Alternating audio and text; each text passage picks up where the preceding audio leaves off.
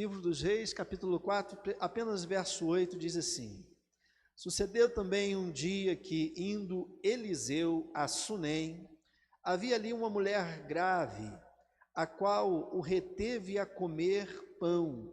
E sucedeu que todas as vezes que passava ali, lá se dirigia a comer pão. Amém? Senhor, nos abençoa com a Tua palavra.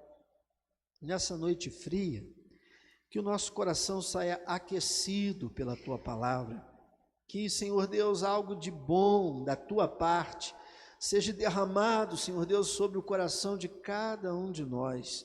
Ó Pai, que saiamos daqui edificados pela Tua palavra. É o que te pedimos por misericórdia e em nome de Jesus, o Teu Filho. Amém. Amém, irmãos? Irmãos, existem duas forças que elas são destrutivas na mente humana. E quando uma se alia à outra, o poder de destruição e a força de destruição ainda se torna maior. E são elas o medo e a ansiedade. Quando o medo, e geralmente o medo ele tende a provocar a ansiedade no nosso coração, se aliam, essa parceria, irmãos, tenta tirar a nossa vida, tenta matar o entusiasmo, não é? A gente fica tão preocupado, tão amedrontado diante do desafio, que muitas vezes isso tende a nos paralisar, tende a roubar a nossa fé, tende a cegar a visão. Uma pessoa amedrontada é uma pessoa com a visão comprometida e com a visão em todos os sentidos, visão material de avançar, de progredir, visão espiritual. E muitas vezes o medo e a ansiedade, quando se associam, eles provocam uma desarmonia e roubam a paz da nossa mente. E todos nós podemos ser vítimas dessas forças se não vigiarmos, se não tomarmos cuidado. Mas aqueles, irmãos, e aquelas que conseguem equilíbrio na vida, têm uma maior probabilidade de vencer, de avançar. Eu sempre gosto de dizer que a Bíblia não é um livro de, via de regra, de extremos. A Bíblia é um livro de equilíbrio. Eu gosto de dizer, irmãos, que a gente já vi muitas vezes escalonar valores na vida, né? Em primeiro lugar está Deus.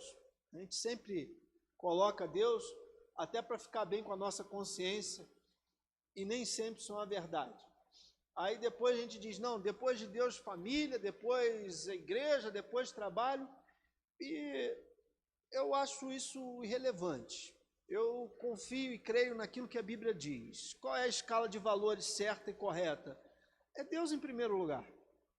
É isso que Jesus nos ensinou, buscai o reino de Deus em primeiro lugar, e todas as demais coisas serão acrescentadas. Então, quando você coloca Deus em primeiro lugar, as coisas vão se ajeitar. E Deus em primeiro lugar na nossa vida, na minha vida e na sua vida, vai nos dar sabedoria para discernir o tempo certo e o momento certo de todas as coisas. Talvez vai existir um momento que fazer uma visita vai ser muito mais espiritual e salutar do que vir ao culto. E eu não estou incentivando ninguém a fazer visita na hora do culto, mas eu estou dizendo que é possível que em dado momento isso seja o melhor a ser feito. Em dado momento é possível que você esteja numa reunião de família e aquilo é o melhor a ser feito naquele dia e naquela hora. E como é que eu vou discernir isso, pastor? Caminhando com Deus, andando ao lado de Deus, entendendo nos detalhes da vida a sinalização que Deus vai estar dando para aquela hora e para aquele momento. Eu creio, e a Bíblia diz e fala sobre isso, que nós devemos buscar com zelo os dons espirituais. E um dom espiritual que nós precisamos buscar com zelo é o de discernimento. Discernir tempo, hora, momento, estar antenado com Deus e discernir os momentos da vida. Isso é de extrema importância. Essa história bíblica, irmãos, é a história de uma mulher extremamente equilibrada. É a história de uma mulher extremamente sensata. É a história de uma mulher extremamente sábia. Tenho aprendido que a lei e a ordem geralmente parte do homem. E o equilíbrio vem da mulher.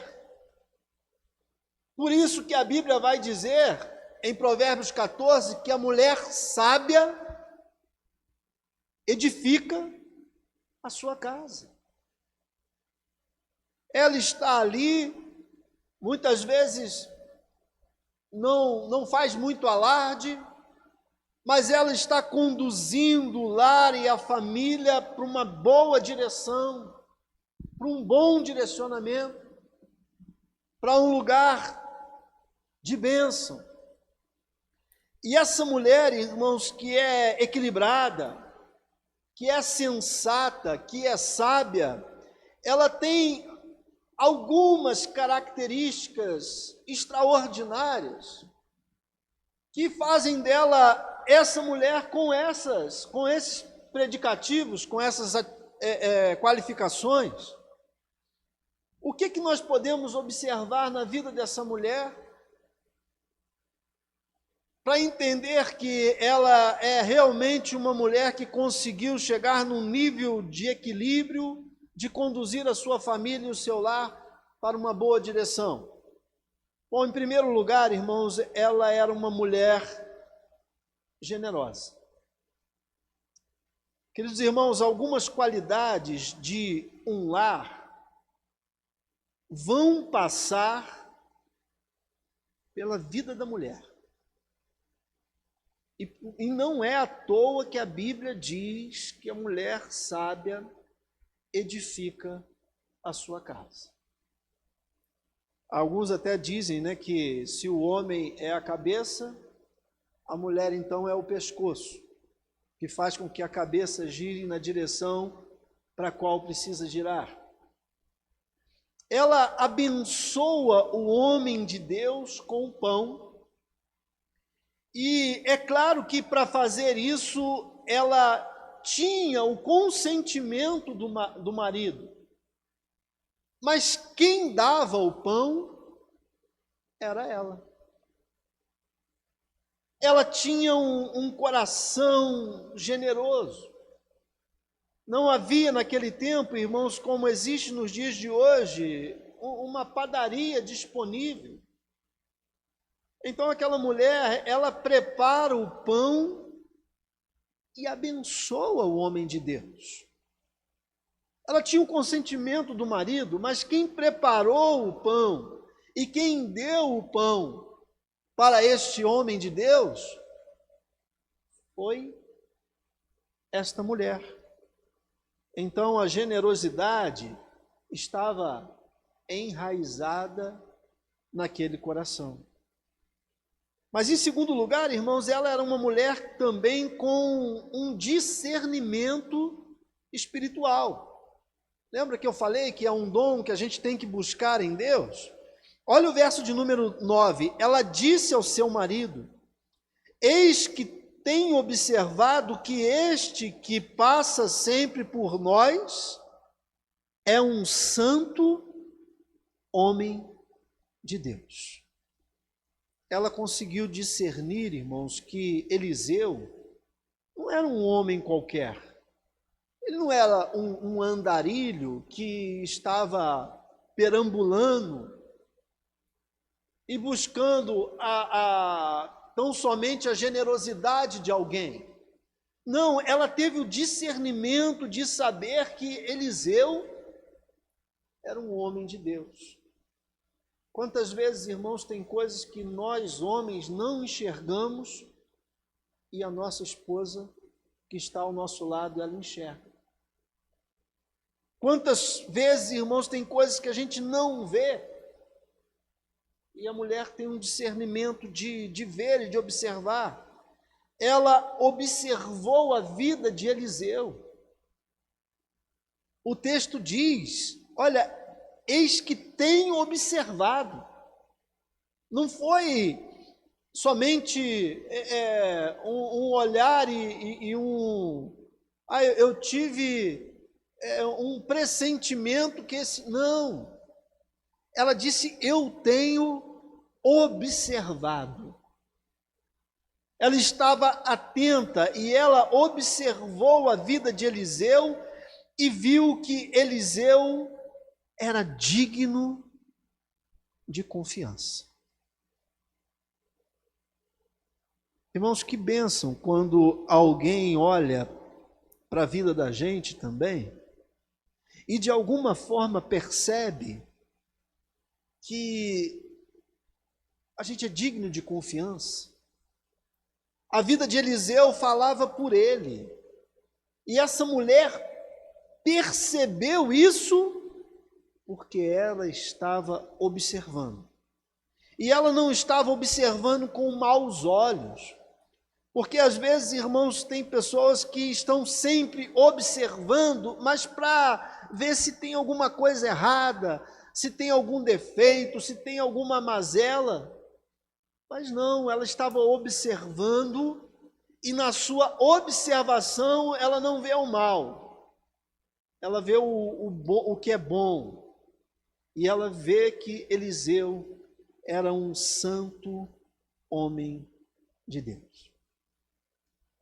E a terceira característica dessa mulher, que é sensata, que é sábia, é que ela também era uma mulher hospitaleira.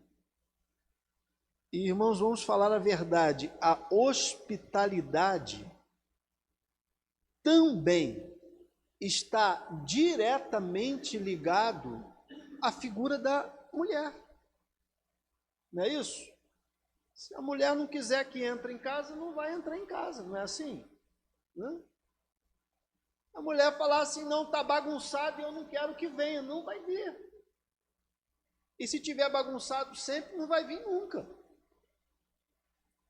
Então a hospitalidade, irmãos, também está diretamente ligada à figura da mulher. E essa mulher, ela é hospitaleira. Ela recebe este homem de Deus.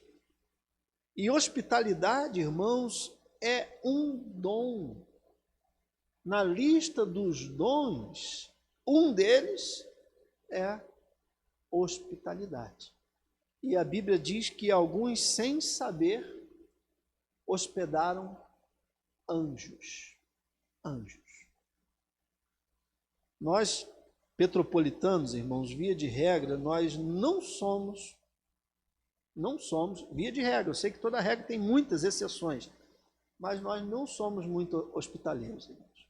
Petropolitano, via de regra, não é muito afeiçoado às pessoas na sua casa, não. Eu já fui pastor interino em Sapucaia, em Três Rios, e eu sei que lá é diferente de cá, irmãos.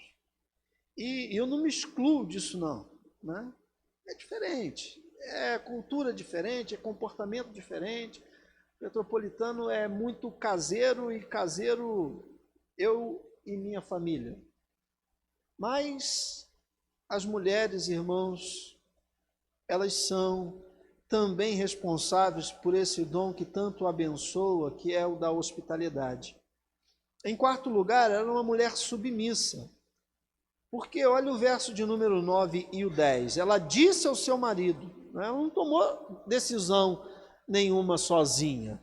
Ela não era, como meu filho Natan costuma dizer, não era ela que vestia as calças no relacionamento. Não, ela era submissa ao marido. Olha o que ela... ela disse ao seu marido, eis que tenho observado que o que passa por nós é um santo homem de Deus. Façamos-lhes, pois, um pequeno quarto junto ao muro, e ali ponhamos uma cama, uma mesa, uma cadeira e um candeeiro, e há de ser que, vindo ele a nós, para ele ali se retirará. E eles concordaram nisso. E foi feito isso. Mas ela se dirigiu a quem? Ao esposo, ao marido. Em quinto lugar, irmãos, ela era uma mulher desinteressada. Porque ela deu pão ao homem de Deus, ela deu hospedagem ao homem de Deus, e não tinha nenhum interesse embutido naquilo que ela estava fazendo. Porque muitas vezes, irmãos, somos assim, a gente faz, mas tem um interesse embutido ali. E essa mulher não tinha nenhum interesse embutido no que estava fazendo. Olha os versos 12 e 13. Então disse ao seu moço Geazi, Eliseu disse, não é? Chama essa sulamita. E chamando a ele, ela se pôs diante dele, pois lhe tinha dito, dize-lhe, eis que tu nos tem tratado com todo desvelo, e há de se fazer por ti? Haverá alguma coisa de que se fale por ti ao rei, ou ao chefe do exército? E dissera a ela, eu habito no meio do meu povo. Então ele disse, o que se há de fazer, pois, por ela? Ela não pediu nada. Geazi que disse, ora, ela não tem filho, e o seu marido é velho. Mas ela não pediu, olha, fala bem de mim ao rei, fala para o comandante do exército botar aqui mais uma guarnição aqui para proteger a minha casa. Não, ela não pediu nada. Porque, na verdade, ela estava fazendo, pela sua natureza bondosa, o bem. E não estava pensando em levar vantagem com isso. Irmãos, a palavra de Deus nos diz lá em Eclesiastes o seguinte, olha, lança o teu pão sobre as águas, porque depois de muitos dias o acharás. Reparte com 7 e ainda com 8, porque não sabe o que virá no dia de amanhã. Sabe o que Salomão está nos ensinando? Porque foi ele que escreveu o livro do Eclesiastes. Olha, faça o bem. E não se preocupe com o que virá, porque, olha, Deus é o nosso fiador em toda a bondade que nós fizermos a alguém. Ah, eu fiz e aquela pessoa não reconheceu. Olha, descansa. Descansa, Deus é teu fiador nesse negócio. Ah, eu fiz, não tem isso. Porque às vezes, irmãos, você faz realmente para alguém e dali não vem nada, e às vezes até ingratidão. Mas descanse, Deus é o teu fiador nesse negócio. E a bondade te alcança, porque Deus é com aquele que é bom. Eu aprendi, irmãos, desde sempre que Deus, Ele olha o coração de quem dá. E às vezes sem fazer alarde. E o problema de quem faz sem fazer alarde é que muitas vezes é preconceituado, é julgado, porque o outro não sabe. Não importa. Há um que sabe. E esse que sabe, ele é galardoador daqueles que o buscam. O que essa mulher fazia? Irmãos, ela somente semeava. Ela está semeando bem. Os irmãos conhecem a história e vão saber, ela era idosa, o marido velho, aliás, o marido era velho, não é? Já idoso, o texto diz, e Deus abre a madre dessa mulher para que ela tenha um filho.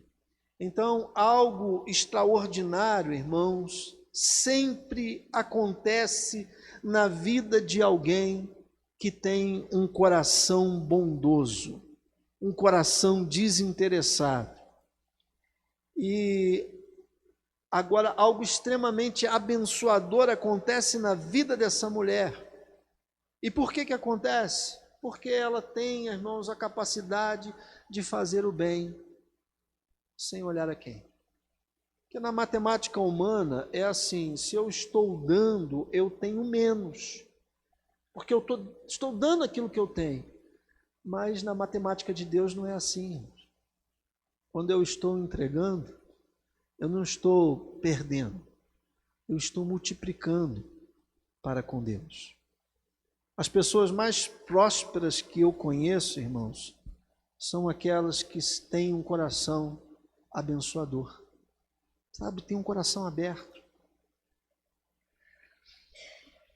E aí o que acontece, irmãos? Ela se calou para não se colocar em desespero no momento onde acontece uma tragédia na vida dela. Por quê? Porque a madre dela é aberta, o filho nasce. E um belo dia, esse que já é uma criança agora, ele passa mal e ele vem a óbito. E essa mulher, ela não entra em desespero e não coloca a sua família em desespero. Olha o verso de número 22 e 23. Chamou seu marido e disse: manda-me já um dos moços e uma das jumentas para que eu corra ao homem de Deus e para que volte. E disse ele: por que vais a ele hoje? Não é lua nova, nem sábado. E ela disse: tudo vai bem. Mas o garoto está morto dentro do quarto. O que ela diz? Tudo vai bem. Feliz é o homem, feliz é a família, feliz é a casa que tem uma mulher equilibrada a esse nível. Sabe, que não faz escândalo e desespero. E ela tinha motivo para fazer. Mas, irmãos, ela poupa o marido desse primeiro momento. Ela vê uma possibilidade de resolver a questão antes de falar com seu esposo. E no primeiro momento poupa o marido da notícia para que ele não venha sofrer. Olha o que essa mulher fez. Ela poupou o marido de sofrer pela morte do filho. Porque ela vai conseguir, ela via uma possibilidade. Claro que, irmãos, era uma possibilidade aos nossos olhos humanos muito escassa, mas para ela era uma possibilidade. E se é uma possibilidade de resolver a questão, vamos resolver a questão. Eu tenho aprendido também, irmãos, que muitas vezes ou a gente é parte da solução ou parte do problema. Ela soube, irmãos, guardar silêncio para falar na hora certa e com a pessoa certa, que também é muito importante. Falar a coisa certa com a pessoa certa. Ela sai numa caminhada e ela quer falar com quem? Com Eliseu. Eliseu era o alvo daquela mulher para ela tentar resolver o problema. No meio do caminho, porque Eliseu a viu a longe e pediu para que Geazi fosse até ela para saber dela o que estava acontecendo. O que estava acontecendo, irmãos? O filho dessa mulher estava morto dentro de um quarto que ela tinha construído para o homem de Deus. E Geazi vai até ela. Olha o verso de número 26, quando ela se encontra com Geazi.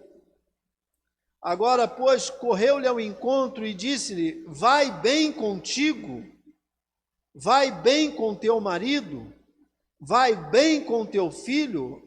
E o que ela disse? Vai bem. Mas ia bem? Não. Então ela mentiu, pastor. Os mais críticos, né, vai dizer, essa mulher mentiu. Não, irmãos, essa mulher não quer dar satisfação para quem não vai resolver problema nenhum. Sabe, irmãos, outra questão também que a gente precisa aprender na vida para viver melhor. Sabe o que é? Problema compartilhado não é problema resolvido. Problema compartilhado é tão somente problema aumentado. Você tem que falar a coisa certa com a pessoa certa.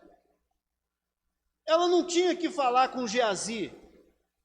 Geazi não ia resolver o problema dela. Ela tinha que falar a coisa certa com a pessoa certa. E é isso que ela fez.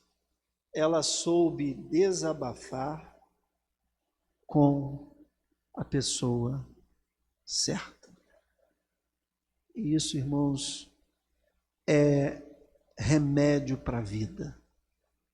Você saber falar a coisa certa com a pessoa certa no tempo certo. Senão, não se resolve o problema. Se cria outro e outro. Por que que às vezes, irmãos, de uma coisa pequena a gente arruma um problema grandão? Porque a gente está falando até a coisa certa, mas com a pessoa errada. Olha que mulher extraordinária, irmãos. Por isso que ela é equilibrada, sensata e sábia, ela é generosa, ela sabe fazer o bem. E mais do que ser generosa, ela sabe a quem fazer o bem, ela tem discernimento espiritual. Ela é uma mulher hospitaleira, sabe? Ela sabe receber pessoas. Ela é uma mulher submissa. Ela conversa com o marido na hora de tomar decisão.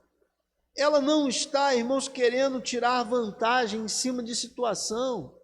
Não, ela só está vivendo e semeando, e sua natureza é boa e ela quer praticar o bem. E aí, quando a coisa dá errado, tem problema, ela não coloca desespero numa situação que já é desesperadora.